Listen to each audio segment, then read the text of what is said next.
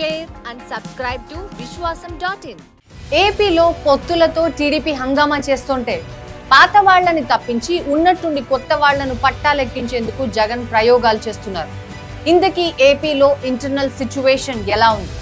పైకి ఏం చెప్పినా లోపల పార్టీల అంచనాలు ఎలా ఉన్నాయి? ఇలాంటి ఎక్స్క్లూజివ్ అనాలిసిస్ కోసం Vishwasam.in తప్పకుండా సబ్స్క్రైబ్ చేసుకోండి.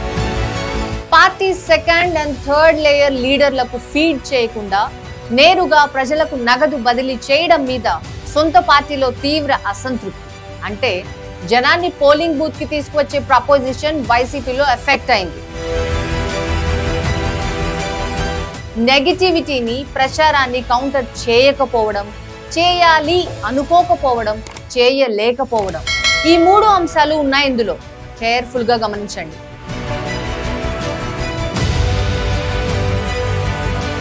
అన్ని వైపుల నుంచి సహకారం కట్ అవుతున్న సంకేతాలు.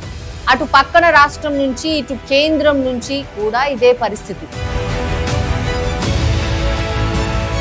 మరి ఇలాంటి సవాళ్లను జగన్ ఎలా ఎదుర్కొంటారు, ఎలా తిప్పికొడతారు అనేదే పాయింట్. నిజానికి అసలు ఎజెండా ఇదే. ఎన్నికలు జరగబోతున్నది పూర్తిగా ఈ లైన్స్ మీదనే. పాయింట్ బై పాయింట్ డీటెయిల్డ్ గా చూద్దాం. ప్రజలకు నేరుగా డబ్బులు ఇవ్వడం మీద వైసీపీ నేతల్లో అసంతృప్తి పెరిగిందా?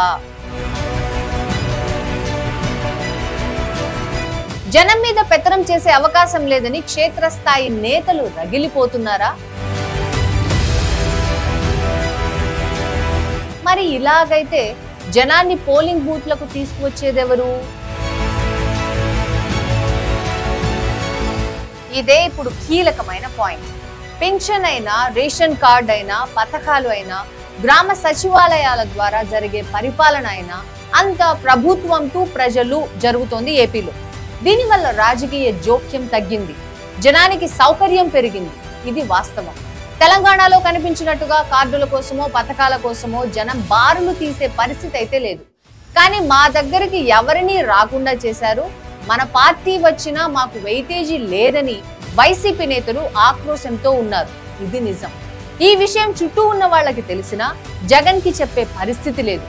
చెప్పినా జనం మనకి ఓటేస్తారు అనేదే అటువైపు నుంచి సమాధానం అయ్యేసరికి వైసీపీలో ఆలోచన పరులకి ఆందోళన పెరుగుతోంది. ఇక రెండో పాయింట్ చూద్దాం. నెగిటివిటీ. మీడియాలో వైసీపీ మీద తీవ్రమైన నెగిటివిటీ. జగన్ ఓడిపోతున్నాడు అని జనంలోకి చొప్పిస్తున్న టీడీపీ అనుకూల మీడియా. ఈనాడు అండ్ కో ప్రచారాన్ని తిప్పికొట్టే పరిస్థితి ఉందా? మీడియా విషయంలో వైసీపీ బలహీనపడింది. సాక్షి మీద నేరుగా ముద్ర ఉంటుంది, పరిమితులు ఉంటాయి. టీవీ9, ఎన్టీవీ లాంటి ఛానళ్లు రాస్తున్నా, చూపిస్తున్నా, ప్రింట్ లో అంటే న్యూస్ పేపర్లలో జగన్ కి అనుకూలంగా రాసేది ఒక సాక్షి మాత్రమే కనిపిస్తోంది. ఇక్కడే బ్యాలెన్స్ తప్పుతోంది. మీడియా ఉండాలి, దీర్ఘకాలిక ప్లానింగ్ లాంటి విషయాలపై దృష్టి పెట్టకపోవడం వైసీపీకి నష్టం చేస్తుంది. అయినా మనం కౌంటర్ చేయాలి అని అనుకోవడం లేదు. మాట్లాడుకోనివ్వండి అని చెప్పి పార్టీ కూడా చేతులు దులుపుకుంటున్న పరిస్థితి కనిపిస్తోంది.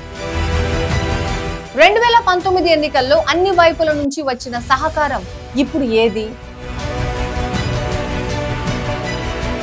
కేసీఆర్ ఓడిపోయిన తర్వాత జగన్ వీక్ అయినట్టేనా? బీజేపీ, టీడీపీ పొత్తు పెట్టుకుంటే ఎన్నికల యంత్రాంగం సానుకూలంగా ఉండడం కూడా సందేహమే. ఇదే ఇప్పుడు ప్రధానమైన విషయం. గత ఎన్నికల్లో టీడీపీకి మంది మార్బలం ఏదీ అందలేదు. పైగా సరిహద్దులు మూసేశాడు కేసీఆర్. వైసీపీ చెలరేగిపోతుంటే టీడీపీ మాత్రం చూస్తూ ఉండిపోయింది. ఇక కేంద్రం కూడా గత ఎన్నికల్లో టీడీపీని టైట్ చేసింది. ప్రభుత్వ ప్రధాన కార్యదర్శి కూడా చంద్రబాబు మాట వినని పరిస్థితి వచ్చింది. కానీ ఇప్పుడు సినిమా మారుతోంది. చంద్రబాబు విధేయుడు రేవంత్ పక్క రాష్ట్రంలో సీఎం. పైగా బీజేపీతో పొత్తు పెట్టుకుంటే యంత్రాంగ మద్దతే ప్రధాన షరతు అవుతుంది. అంటే అటు బీజేపీని, ఇటు కాంగ్రెస్ సహకారాన్ని చంద్రబాబు పొందితే జగన్ కి ఇబ్బంది పెరగడం ఖాయమే కదా. ఇలాంటి మూడు సవాళ్లు జగన్ మీద ముప్పేట దాడి చేస్తున్నాయి. అయినా ఏం పర్లేదు, ఆయన కాన్ఫిడెంట్ గా ఉన్నాడు, ఆయనే అన్ని చూసుకుంటాడు అని చుట్టూ ఉన్న వాళ్ళు నమ్ముతారు. మేము చెప్పిన విషయంతో మీరు ఏకీభవిస్తారా? మీ అభిప్రాయాన్ని కామెంట్లో చెప్పండి. Like, share and subscribe to Vishwasam.in.